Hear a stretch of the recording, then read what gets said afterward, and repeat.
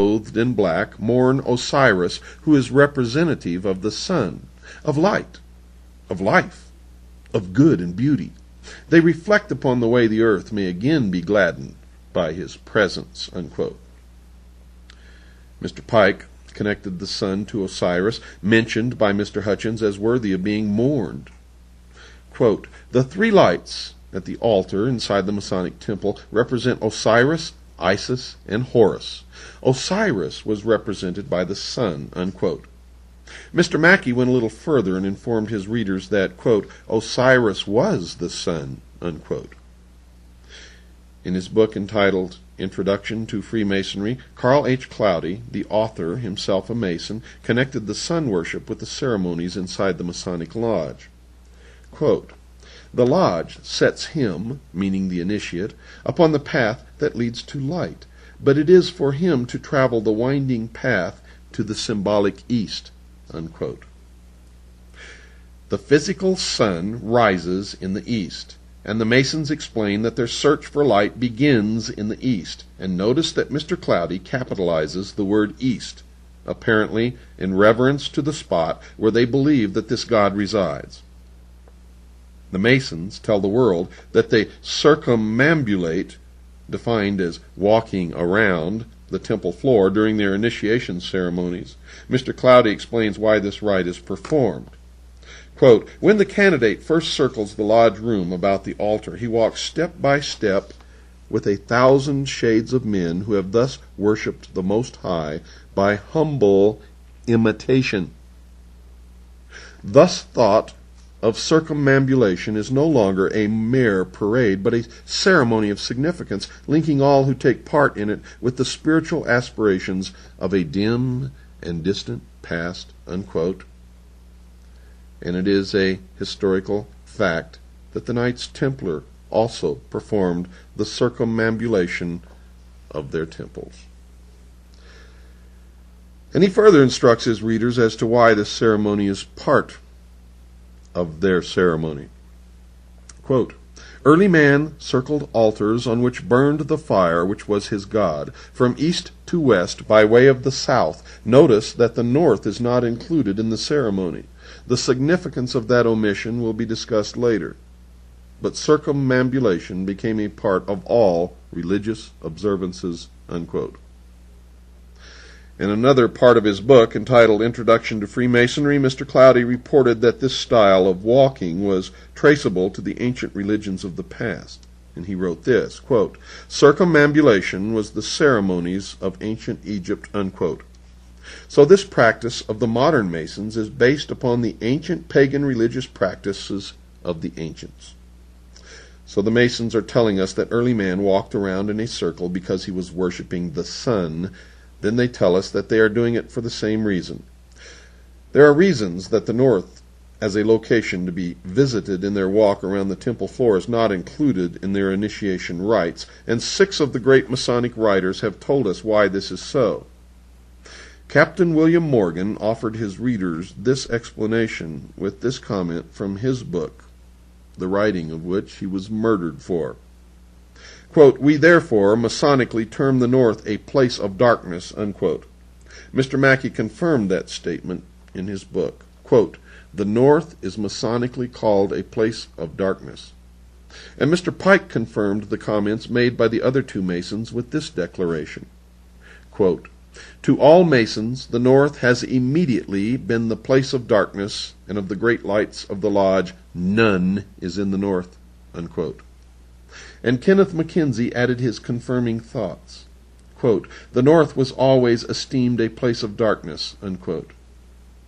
Mr. Hutchins became the 5th Masonic writer to confirm this detail, as he said this, quote, "As in other degrees, the closing ritual provides a summary of the lessons taught in the degree. We hear in the West the eagles gather and the doom of tyranny is near. In the South, truth struggles against error and oppression. In the North, fanaticism and intolerance won. In the East, the people begin to know their rights and to be conscious of their dignity, and that the sun's rays will soon smite the summits of the mountains." Unquote. Mr. Hutchins informed his readers that the North was where fanaticism and intolerance resided. What he meant by this, and what the symbol of the North represents, will be explored later. And the sixth Masonic writer who confirmed that the North was a place of darkness was Carl Cloudy, who wrote in his book entitled Introduction to Freemasonry, quote, "The place of darkness, the North," unquote. And the reason the Masons do not include the North in their rites is found in the Bible. In the Bible. The reason the Masons do not include the North in their rites is found in the Bible, in Isaiah chapter 14, verse 13. Quote, "I," meaning Lucifer, "will exalt my throne above the stars of God. I will sit also upon the mount of the congregation in the sides of the north." Unquote. The God of the Bible sits in the north, and Lucifer hopes one day to acquire the throne of God for his throne. But until then, the north is a place of darkness. But while the north is an excluded territory, the east is the place of light and is to be revered. Mr. Hutchins tells his readers why that is so. Quote, "The east, the source of light and thus knowledge," unquote. Albert Mackey quotes Etienne Francois Bazat, a French Masonic writer, in his encyclopedia. Quote, "The veneration which the Masons have for the East bears a relation to the primitive religion whose first degeneration was sun worship," unquote. Rex Hutchins then tells his readers that the Masons deploy lights around the lodge room during the initiation ceremony for the 25th degree, called the Night of the Sun, and he writes, quote, "The ceiling should be decorated to represent the heavens with the moon, the principal planets and the constellations Taurus and Orion, a single powerful light, a great globe of glass representing the sun is in the south. In a physical sense, the greater light comes from the sun, and the transparencies provide lesser light. Symbolically, the sun or great light is the truth, and the lesser lights are man's symbolic representation of truth," unquote. Mr. Mackey further discusses this rite of circumambulation, as he calls it, in his encyclopedia. He says that the rite, quote, "exists in Freemasonry. The people always walked 3 times round the altar while singing a sacred hymn. In making this procession, great care was taken to move in imitation of the course of the sun," unquote. He then assisted the reader with understanding this practice in the Masonic temples. Quote, "This rite of circumambulation undoubtedly refers to the doctrine of sun worship," unquote.